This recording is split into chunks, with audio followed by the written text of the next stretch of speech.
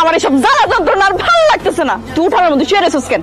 আমার উঠানে ঘুমাইতে মন চাইতেছে, এর লাগে আমি উঠানে ঘুমাইতেছি। তোমার কোনো সমস্যা?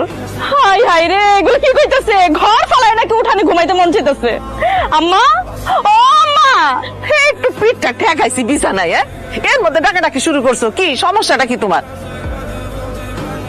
তবে জিজ্ঞেস করেন কেন এই রাতের বেলা তার উঠানে ঘুমাইতে মন চাইতেছে?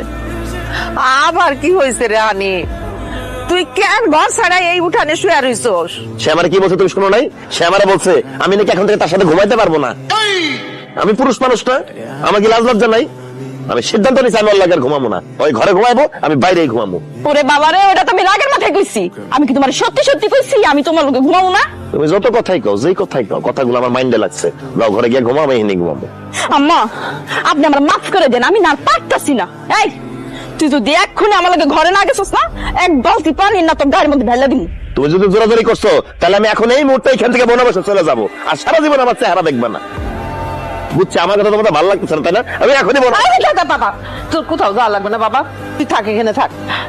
বৌমা, সকালবেলা তুমি রাগ করছো, মাঝরাতে আমার পোলা রাগ করছে। ওর যখন মন চাইতেছে মাঝরাতে ও উঠানের মধ্যে শুয়ে থাকবে, ও শুয়ে থাক। আজকে এখানে শুক, কালকে তোমার লগে শুবে। যাও তুমি ঘরে যাও। এই দরজা লাগাই দিলাম কিন্তু। দরজা কেন? পুরো পৃথিবী লাগাই দাও, আমি ঘরে যাবো না। তোর জন্য বাগাইয়া খেয়ালাই। কি ব্যাপার, কি করতেছো তুমি? চোখে দেখো না, কানা নাকি? রান্না করতেছি। আমি রান্না বান্না শেষ করে লই।